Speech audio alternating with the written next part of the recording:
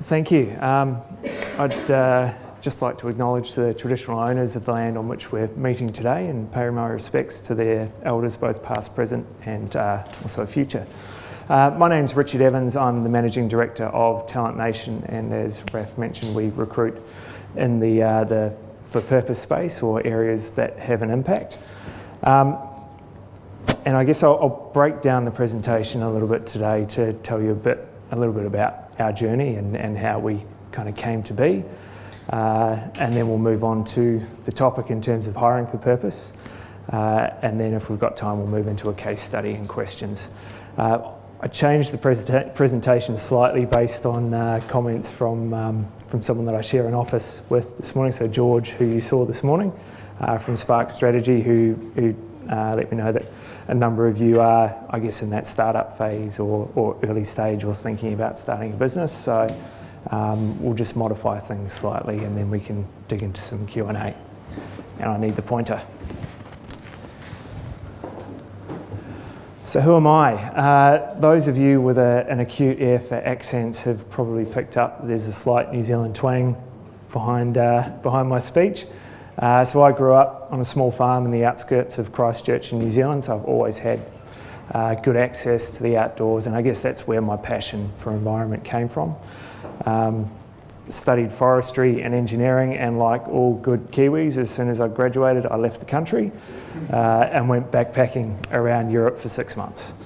5 years later, I thought I should probably return at some point and move to Melbourne to actually go back and study further. So I did an MBA at Melbourne Business School, and I guess that was a key point for me because that really helped me round out my commercial experience, but also build a network in Australia. So for those of you from Melbourne, they'll know it's a very kind of network town, and so it was critical for me to actually establish myself within the region. From there, I guess I've been in recruitment for about 20 years now, other than a brief foray into banking, which was a disaster, is probably the best way to describe it. An early career was always in smallish companies through that startup phase, but going through growth. That either just had investment or they'd IPO'd, or so really rapid ramp up, strong sales culture. It was all about hitting numbers, hitting targets, and just 1 month after the next, you're just trying to generate more and more money for your shareholders. And it felt pretty empty inside. And I think probably a number of people in the room have been through a similar scenario where you're facing a choice. Do you stay in your role, which you're being well paid for and it's secure and stable? And if you've got a family like I had and you're the sole earner, can you actually break that cycle and then go and do something for yourself? I had a great support network around me. I had a coach at the time who helped guide me through the process, and at that point I left and set up a recruitment company very similar to the current one, which was focusing on environmental recruitment, but again was with a couple of partners, focused on profit, and again didn't quite fit with what I was trying to do. And what you find in this space, the more time you spend around people doing amazing things, the more you start to reflect on what you're doing and how you're operating. So I worked out very quickly that I couldn't continue to operate in this space under the existing model. So I sold that company and had a 6-month break, which was gardening leave. Did the Centre for Sustainability Leadership program, which was a great exercise in actually reflecting on what sort of an organisation do I want to build. Who are the people that I want to work with? Who are the clients that I want to work with? And how do we actually shape something? There's a chap called Jason Clark, who's one of the founders of CSL with Larissa Brown, and I borrowed his principles that he used for his business. And so we've got 4 guiding principles within our organisation as to who we work with and how we actually approach business. And that's been critical for us as we've grown. We're in our 5th year now. But basically we look at, is the work we're doing fun? Are we working with clients that we enjoy working with? they actually appreciate us for the work that we're doing and the fact that we are trying to give them the best possible outcome. Does it make a difference? So we've worked with some amazing clients and amazing people who are really trying to bring about a change. We helped set up the Climate Council, their executive team, when they started out. So it was an organisation that we were proud of the fact that we can actually have an impact. We were in startup, so was it good for our brand? So is this organisation going to actually help us as we establish ourselves? Do we want to be associated with them? Do they want to be associated with us? Was probably more the point at the start. But and then the last thing is we're a going concern. So do we make money? And I think often you can take your eye off that, but that's something that needs to come into play. By having those 4 elements, it means that we can approach pro bono jobs and go, you know what, we're not getting paid for this, but they're a great organisation, they're having a great impact, and they actually appreciate the work that we're doing for them. So we're not going to worry about profit on this one. Clearly it's a hygiene factor, so you do need to make sure that you can pay your staff and keep the bank away from the door, but those 4 elements have really helped us build our own identity and who we want to be. Rita, you talked about I guess your people before, so the Steer North Group. The B Corp certification really gives us that, we really feel like we've found our tribe. There's 200 B Corps in Australia now. I think we were the 15th or 17th B Corp here, and what we find from them is that we're able to go and meet with people, Jay, who you'll hear from shortly, meet with people and organisations that actually share the same values that we have. And that's been critical for us in terms of when you have the lows and you go, should we be in the space or is this sustainable? And there are times where we've been the last people standing, a number of organisations that have started in this space and have disappeared. And so that's when you need to call on your support group to actually continue through. So 20 years in recruitment, I've probably recruited, it would be in excess of 1,000 roles. So hopefully I've got a couple of points that I can share with you in the next slide. I can say, hands down, the hardest client to recruit for is yourself. It's much easier for me to sit on the other side of the fence and be subjective and recruit for other people. But when recruiting for yourself, you need to actually stop and really reflect on what you want and bring in external support through peers. But we'll break it down into a couple of steps. I won't go into too much detail with this because there's a lot of collateral online that you can pull from. But the first thing you need to look at is what sort of an organisation are you currently and what are you looking to build? So look at your current state. What are the needs and requirements at the moment? A number of you will find that the first person you bring on will probably be because you can't do it all yourself. You're trying to do everything. And I'll talk about this a bit later, but my first hire was basically because I didn't have enough hours in the day.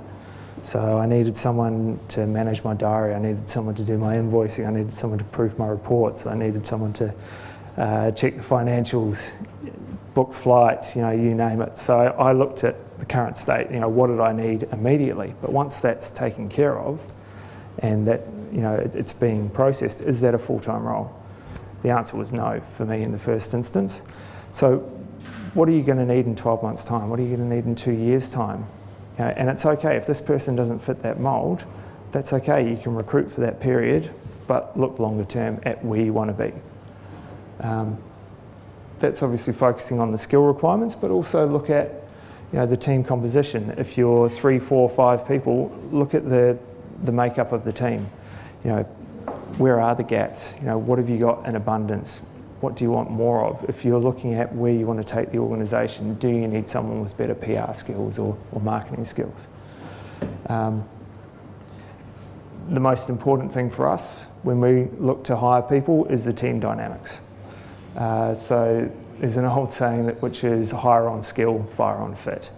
So basically people will hire against a technical job brief and go, okay, this person meets all these criteria. They come into the organisation and I guess it doesn't resonate with them. So if there's a cultural misalignment, then they're not going to stick around. So really work out what is the culture that you've got currently, what is the culture that you want as well. So once you've got your criteria sorted, then you need to start the process. And I'll grab, if you look at the recruitment process, it's almost like a funnel. And I'll try and get out of people's way over here.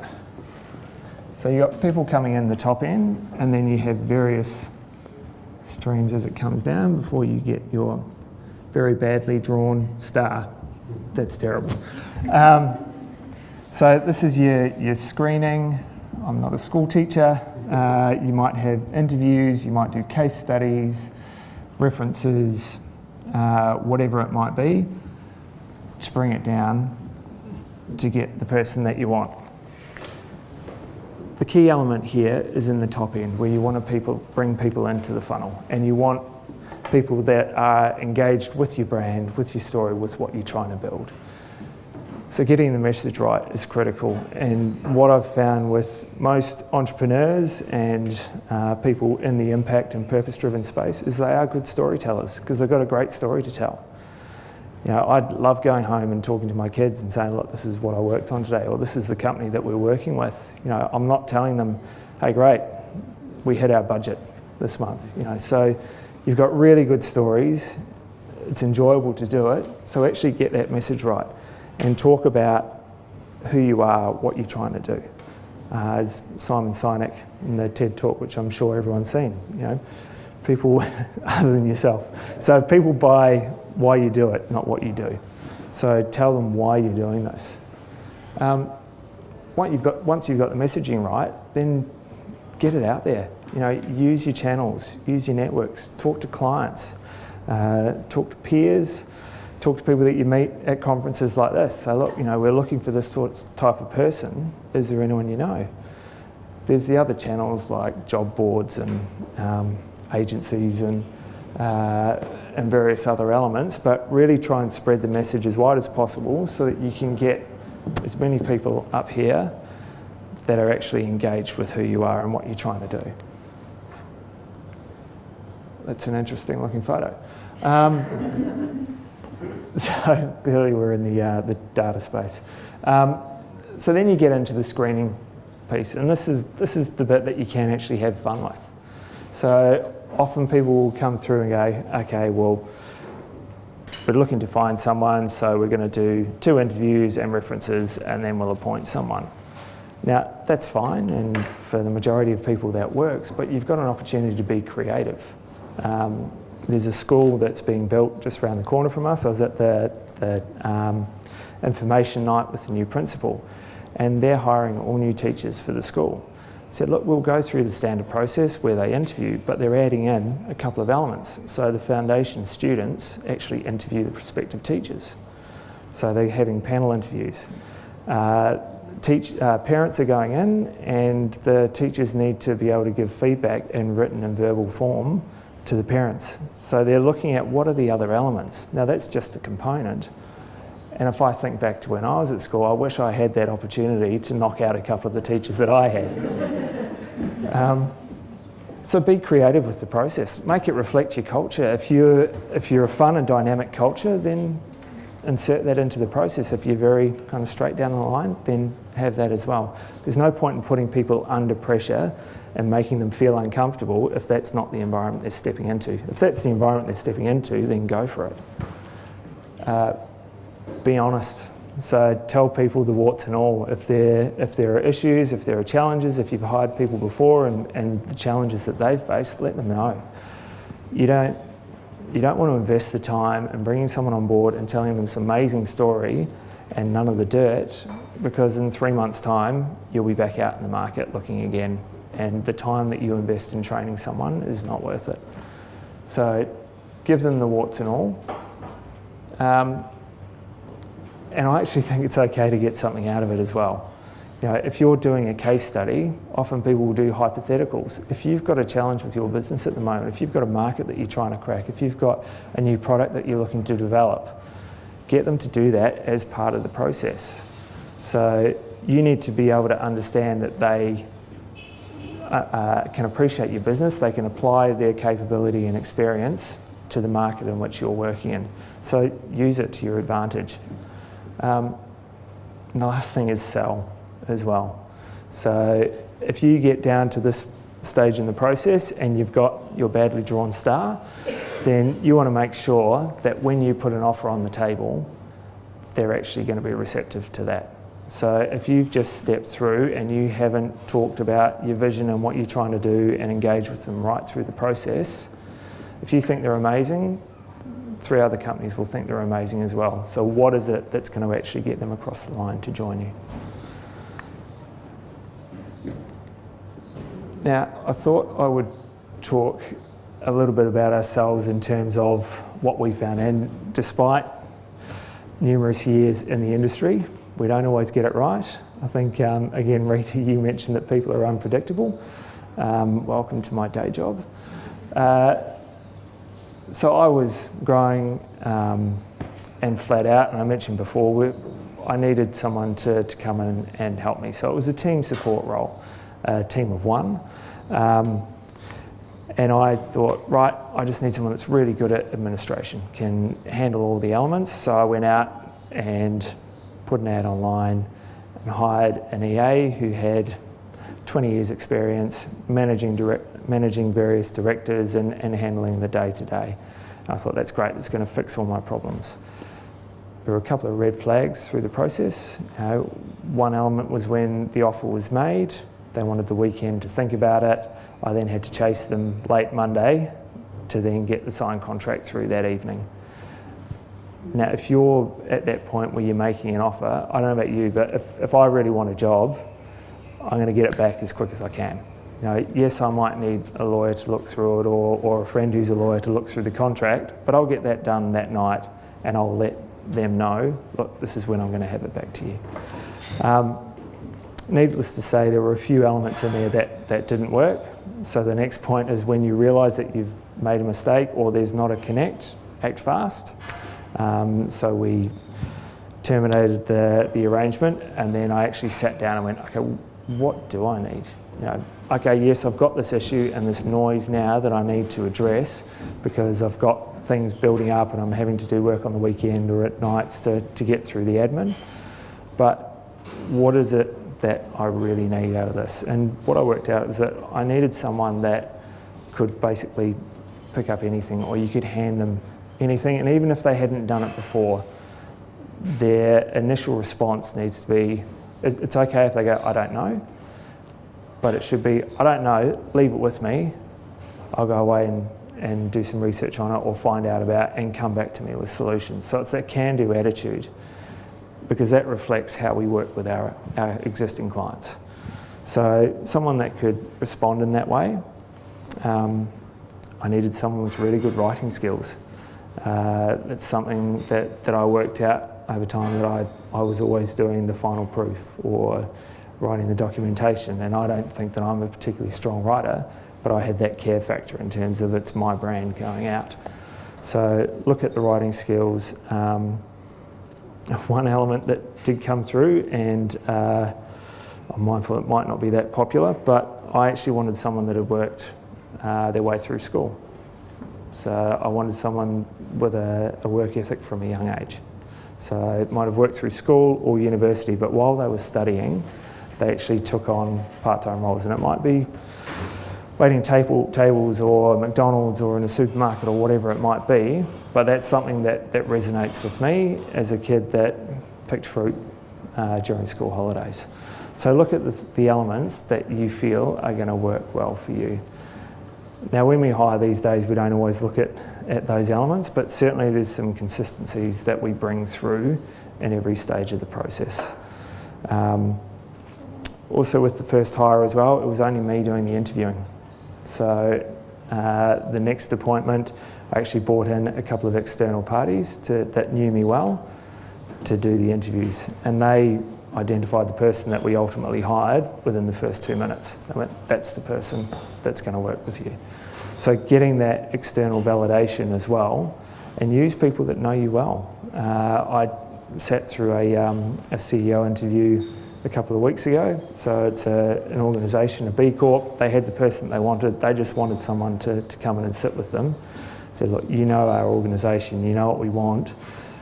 Can you just act as a sounding board for us? So bring in that external validation as well. And the other thing is look at the culture.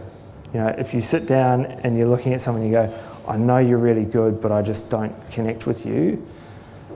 You know, listen to your gut. You know, listen to what it's telling you. You know, and make that call. So if you've got any hesitations, try and validate it. But if you're struggling with that, make the call and move on. And other than that, we want to work with people that we enjoy working with. So we want people that we like. So make sure when you do make that appointment, it's someone that you can spend a lot of time with. I don't know if you know the aeroplane test. So if you're stuck next to someone for a 12-hour flight, you know, are you going to want to kill them at the end of the flight? If the answer is I'm not sure, then you should probably not go ahead. But you know, think about the various scenarios and then make a call on that. So thank you.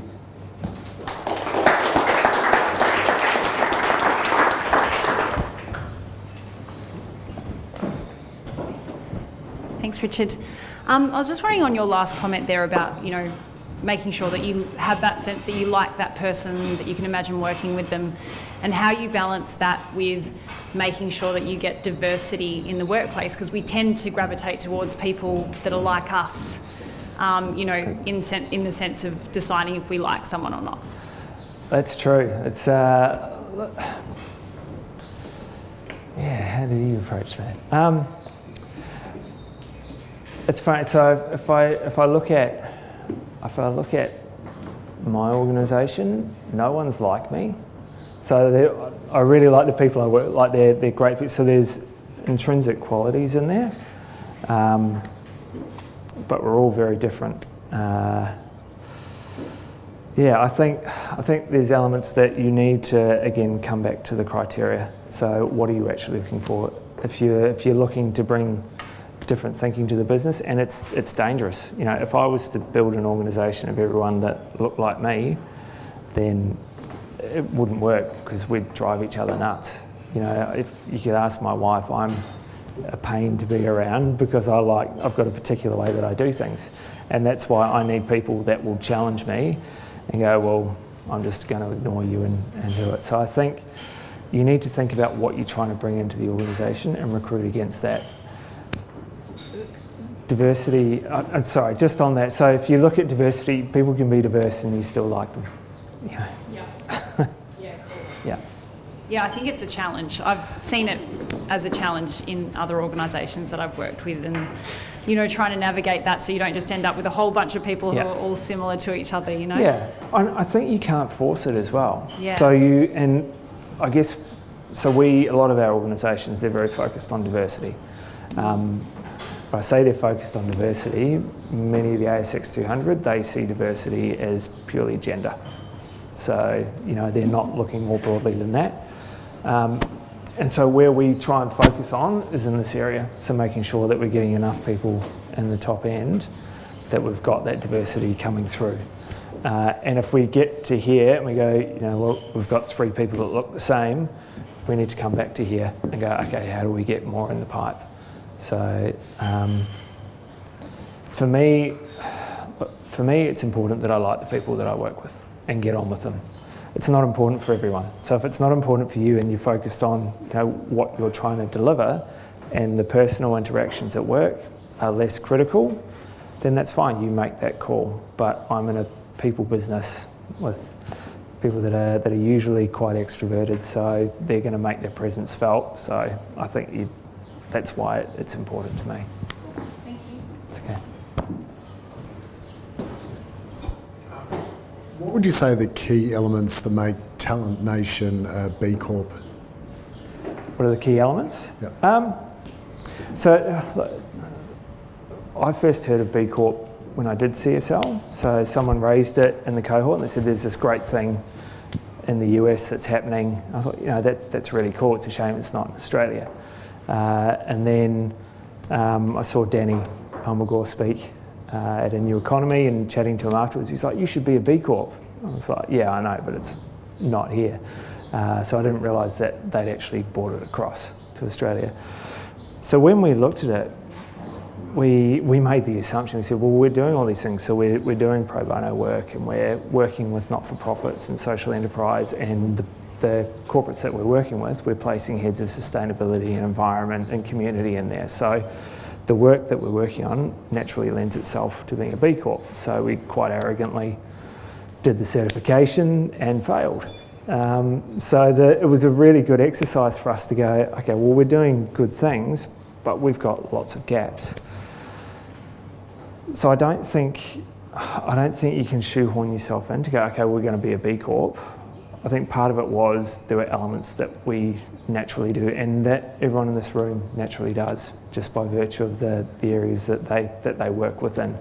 They just might need to tighten up a little bit. So things like our governance structure as well. It was, okay, what does your board look like? And I'm like,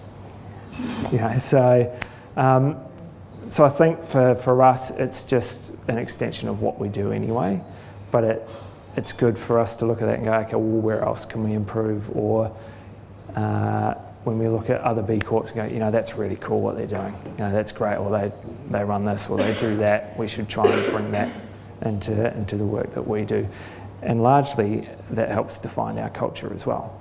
So I don't want to hire a traditional sales-driven recruitment. I want someone that's passionate about the work that we're doing because the business comes from that. I don't know if I've answered your question accurately or not. Thanks. Hey, we grew very quickly late last year, and as a result, we had to hire quickly. And the problem was that I made the hiring decisions, and I'm very poor hiring role. And my staff has now since banned me from making any more hiring decisions, and that was a lot of undoing. But it compromised our growth at the same time. You mentioned that Melbourne's a very networked town. Yeah.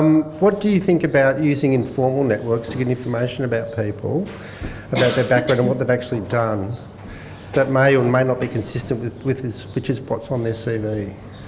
Yeah, look, you need to be careful with that because